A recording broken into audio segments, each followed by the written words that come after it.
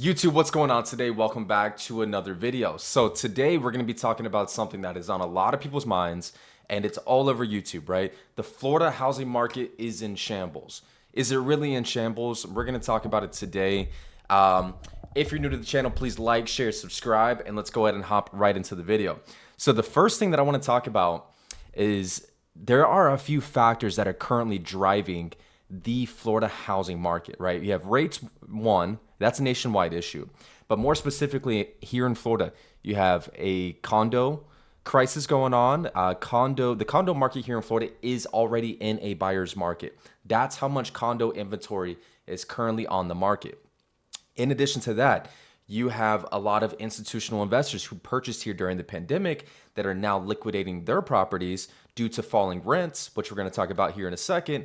And third, you have insurance, right? So natural disasters. We have had some serious hurricanes come through Florida over the last couple years. We had Hurricane Ian that completely decimated Fort Myers.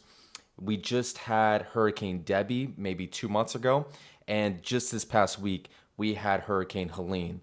And people are still recovering from that. So we're going to start talking about a few things that are driving the Florida housing market and how impactful they are. So the median asking rent in America rose 0.07% year over year, the biggest gain in over a year and the highest median price since October 2022. But Florida is bucking the national trend. The Sunshine State's four most populous metros are seeing rent prices decline. Jacksonville's median asking rent fell 12.4% year over year in June. That is the biggest drop that the metro has recorded.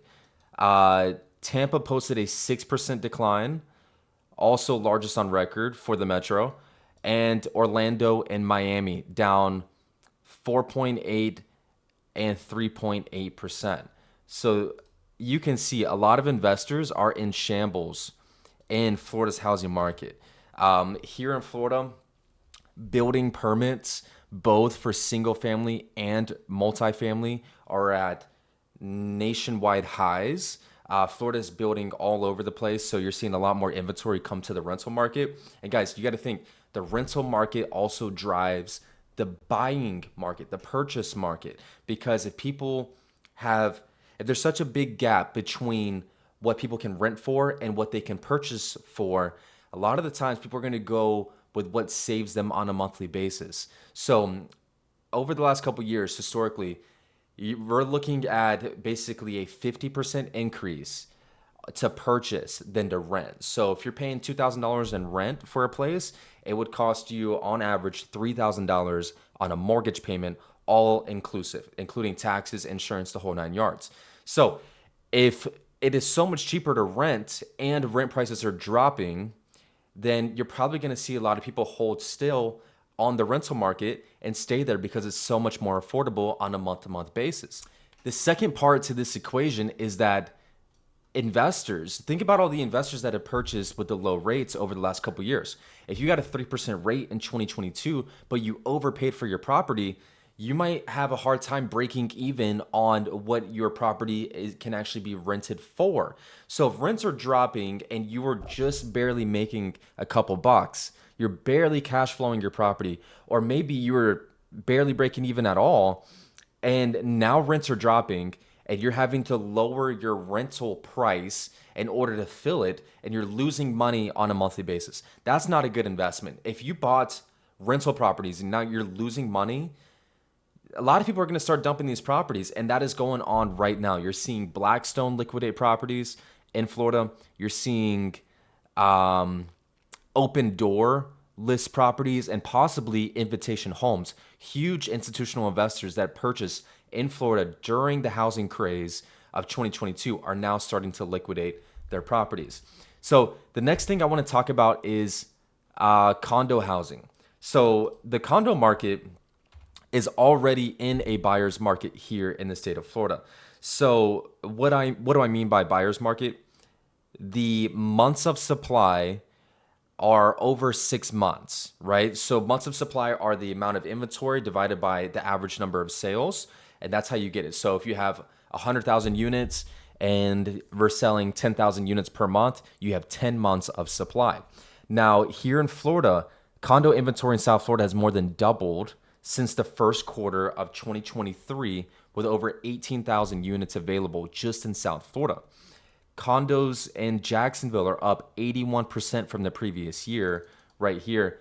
Condos in Orlando up 68%. Overall, Florida's condo inventory has increased by more than 50%. And a lot of these reasons include the rising HOA cost. Now, what is driving the rising HOA costs? Well, there's two pieces to this. There's a new condo regulation here in Florida where, since we had the Surfside collapse of the condo in Miami, there are now new regulations that condos have to abide by. And one of those is structural inspection reports. And these structural inspection reports are extremely expensive. They cost tens of thousands of dollars. So this is another cost that condo associations are incurring. And it's once every, I think, after 30 years, they have to have their initial report. And then once every 10 years beyond that. But still, it's an added cost, even though it might not happen so regularly. For a lot of condos across Florida, they are now having to pay for them because they didn't do it previously. Now, the next piece of that, insurance rates. So insurance rates here, I found the average rate for homeowners insurance in Florida as of April 1st, 2024 is almost $11,000, right? Homeowners insurance rates have increased 19.8% between 2021 and 2023. America's average is only $23.77, far below the average of $10,996 paid for by Florida homeowners. Okay. Now, that is having an impact on HOA costs, because when you are a condo owner, you get what's called an HO6 policy. An HO6 policy only covers your four walls in, right? So it doesn't cover the exterior maintenance. Now, with the association fees, you are paying into what's called a master insurance premium, which covers the whole building as a whole. Now, I can imagine your HO6 policy has gone up for condo owners. Your HO3 policy has gone up tremendously for the single family detached owners, and your master policies for condo associations have also skyrocketed. So if those costs have skyrocketed, in addition to the structural inspection reports, you're going to see a lot of condo owners experience high HOA costs and not be able to afford it and be forced to liquidate some of those properties. So that is a big driver in Florida's housing market right now. So we've covered rents dropping and the largest metros across Florida, with the largest drop in Jacksonville going down 12.4%. You're seeing condo inventory get absolutely demolished through insurance rates. You're seeing natural disasters come through Florida's housing market. And that's really it. So I want to talk about where the active listing count is here in the state of Florida. So I'm going to try to move my face out of your way so you can see this graph. So here is the active listing count here in Florida. As you can see, prior to the pandemic, which is this gray recession here in March of 2020, we were pretty much anywhere between 130,000 listings up to maybe 155. That was the peak in February 2019. So during the stimulus package, the ultra low rates, the housing market craze of COVID, we dropped down to 35,000 listings as a state, which is tremendously low, okay? We're now back to 140,871 as a whole, right? So if you had to go back to see when was the last time we were at almost 141,000 listings, you have to go back all the way to June or May or June of 2019. That is the last time that we have seen inventory at this enormous level. Let's look at a few individual metros, right? So Tampa, St. Pete, Clearwater, also another metro that is posting rental declines, right? You're seeing we're at 16,525 in Tampa, St. Pete, and Clearwater. The last time we had been that high was never 16,085 homes in February 2019. We have almost 500 houses more than what we had during that peak prior to the pandemic, right? Also, a lot of condos here in this metro. So you're going to see a lot of condos being liquidated through Clearwater, St. Petersburg, Tampa, due to some of the factors that we already discussed. You can't talk about natural disasters insurance rates without bringing up Fort Myers, right? Fort Myers is still rebuilding from Hurricane Ian, which happened 2 years ago. We dropped to a low of 1,500 homes in this part of Florida.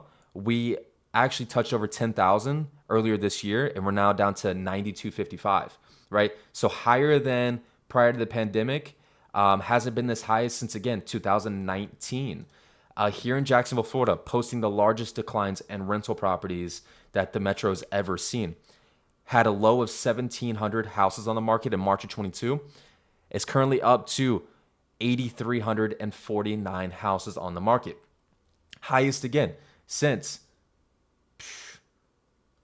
November of 2018. Highest inventory in 6 years. Okay. Just a few more metros. I think just one more. Palm Bay, Melbourne, Titusville. Highest inventory that they have seen. 3869 currently on the market as of March 2024. Hasn't been this high since February of 2019. So you are seeing inventory come to market like it's never come before, right? Now we are kind of right now in that shifting market where inventory is neck and neck with its pre-pandemic heights. But where do we go from here, right? Rates are still at 6 to 6.25% for most people. The rental markets are declining, and like as I said earlier, if rentals are consistently going down, a lot of home buyers or potential home buyers are going to do what saves them the most amount of money on a monthly basis. So if that means they can save 40% per month by renting, they're probably going to stick in their rentals for the time being until buying makes sense, right?